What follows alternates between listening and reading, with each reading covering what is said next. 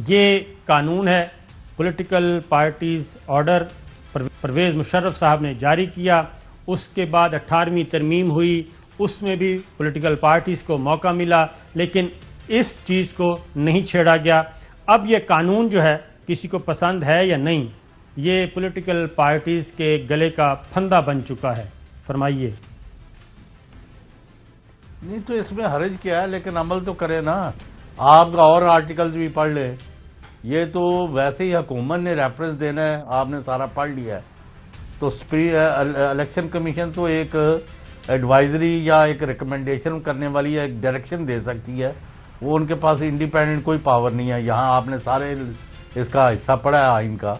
तो गवर्नमेंट ने ही कार्रवाई करनी है, गवर्नमेंट ने सुप्रीम कोर्ट को रेफरेंस करना है और उस पर सुप्रीम कोर्ट ने अल्टीमेट अथॉरिटी के तौर पर उसका फैसला करना है कि आया ये रेफरेंस दुरुस्त है या नहीं है, ये पार्टी ख़त्म होनी चाहिए या नहीं, या इसके मेंबरान जो हैं उनको उठा के बाहर फेंका जाए कि नहीं। लेकिन मैं अगर आपसे ये पूछूं, आइन में वाज़िया लिखा हुआ है कि आप कोई मेंबर, कोई हुकूमती ओहदेदार, कोई किसी पार्टी का ओहदेदार मसल्ह अफवाज, अदलिया और रियासती अदारों के ऊपर हमले नहीं कर सकता, और ये लोग जो है ना नाअहल हो जाएंगे। तो अभी तक आपकी हुकूमत ने क्या कार्रवाई की है, अदारों ने क्या किया है, और जिस किस्म के इनके आप बिल्कुल सही कह रहे हैं। जैसे वो कानून वाज़ेह है, इसी तरह ये कानून भी वाज़ेह है। चौधरी साहब, इस वक्त इलेक्शन कमीशन ऑफ पाकिस्तान के पास क्या मामला है, वो जो आप कह रहे हैं कि अफवाज पाकिस्तान को, इदारों को, रियासत पाकिस्तान को कोई बुरा भला नहीं कह सकता, उनके खिलाफ प्रोपेगेंडा नहीं कर सकता, even supreme court of Pakistan मुअज़्ज़िज़ अदलिया के खिलाफ कुछ नहीं कर सकता। ये आइन है, इसमें तो किसी सदारती रेफरेंस की भी ज़रूरत नहीं। इसमें तो सिर्फ वजारत दाखिला ने ऑलरेडी चिट्ठियाँ लिखी हुई हैं सूबाई हुकूमतों को, अपने कैबिनेट ने अपने इख्तियारात तफवीज़ कर दिए हैं वजारत दाखिला को, वफाकी वजारत दाखिला को, और वजारत दाखिला ने होम सेक्रेटरीज़ को, सूबाई जो हैं उनको लिख दिया है। उसमें तो किसी किस्म के रेफरेंस की भी ज़रूरत नहीं। लेकिन ये मामला है इन्वेस्टिगेशन का, इलेक्शन कमीशन ऑफ पाकिस्तान ये इन्वेस्टिगेट कर रही है, और स्टेट बैंक से चीज़ें भी आ चुकी हैं, और उसके बाद अब तहरीक इंसाफ ने ये बात एडमिट भी कर ली है कि दानिस्ता या नादानिस्ता, गलती में या अनजाने में ये चीज़ें हुई, और ये फॉरेन एड आई और पॉलिटिकल पार्टी के अकाउंट्स में आई। स्टेट बैंक की ये रिपोर्ट भी आ चुकी। यही चीज़ मुस्लिम लीग नवाज जवाब सबमिट नहीं करवा रही, पीटीआई ने तो एडमिट कर लिया, पीपल्स पार्टी जवाब सबमिट नहीं करवा रही, और पीपल्स पार्टी आज आई भी नहीं। इसलिए उसको संगीनी का अंदाज़ा है कि अगर इस मामले को बहुत ज़्यादा एक्सलेट किया गया, बहुत ज़्यादा इसको दबाया गया, तो ये पूरे का पूरा जो आपका पार्लिमानी और हुकूमती और सियासी ढांचा है, ये ज़मीन बोस हो जाएगा।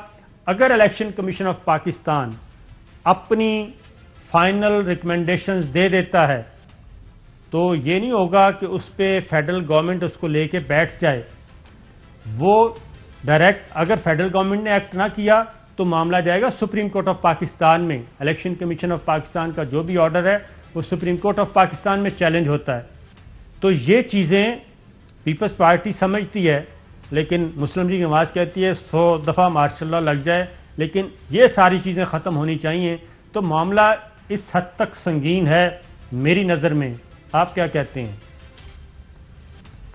नहीं, मतलब है, मैं ये कह रहा हूँ सारे इश्यूज को रिजॉल्व करना चाहिए, लेकिन आज जो ये आप एक रैली या रैली लेके गए थे, उसका क्या काम है? अगर इलेक्शन कमीशन और आप लोगों ने अपनी मर्जी से मौजूदा चीफ इलेक्शन कमिश्नर और तमाम मेंबरों को बिठाया है, तो अगर इत्मीनान नहीं था तो फिर आपने वोट क्यों दिए थे? और जो आप लोग कर रहे हैं अदारों के, मैं आपकी तवज्जो जिस तरफ उठा रहा हूं ना, ये एक दो बंदों ने 40,000 का वो कहते हैं हमने अकाउंट दे दिए हैं, जिन्होंने चंदा दिया पीटीआई को, आज तक किसी ने नहीं दिया। इन्होंने अभी 4 बंदों के नहीं दिए और दे नहीं सकते, और चंदे के नाम पर ये भत्ता वसूल करते रहे। यहाँ आपको पता ही है सारी बात। साहब, इसमें तो कोई शक नहीं कि हमारे इंतखाबात में बाहर से पैसा आता है, और वो किसी भी शक्ल में आए, और आपको पता है यहाँ की जो पॉलिटिकल पार्टीज़ हैं वो फिर उसके बाद जहाँ से पैसे आते हैं फिर उनके मफादात भी होते हैं। तो ये चीज़ तो स्टैब्लिश रही है, पीटीआई ने तो मान लिया। और मुझे आप अपना माफ करना साबर शाकिर साहब जवाब दे दें, जो बंदा फौज को गालियां दे, बहतान तराजी करे, झूठ करे, गड़े क़यादत पर हमले करे, फौज को अदारे के तौर पर लताड़े, मैं उसकी आपको उसकी ग्रेविटी और इस हद तक जो मेरे इल्म में है वो आपको मैं नहीं बता रहा।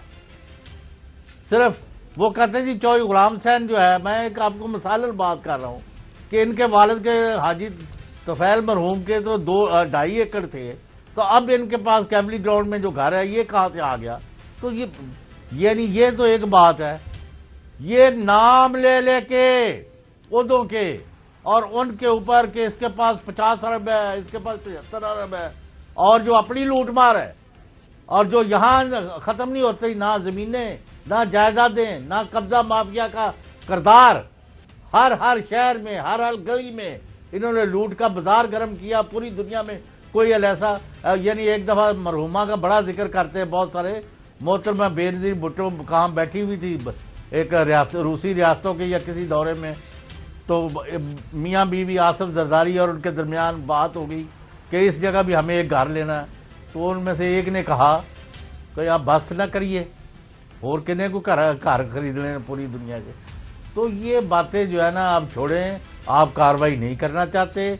अगर आप फौज पर हमले करने वालों, जजों पर यानी बहतान तराजी करने वाले अदारों के और एजेंसियों के पाकिस्तान को जो तहफ़्फ़ुज़ दे रहे हैं, और हुकूमत जो लॉफुली एस्टैब्लिश, मैं बार बार कहता हूँ, उनके खिलाफ जो काम कर रहे हैं, अगर आप उनके खिलाफ कार्रवाई नहीं कर रहे तो आप उनके साथ बराबर के मुजरम है। मेरा तो ये रोल, अब मैं माफी चाहता हूं, मैं इसमें कतल कोई कमी बेशी करने को तैयार नहीं। This is my considered opinion. बिल्कुल सही है।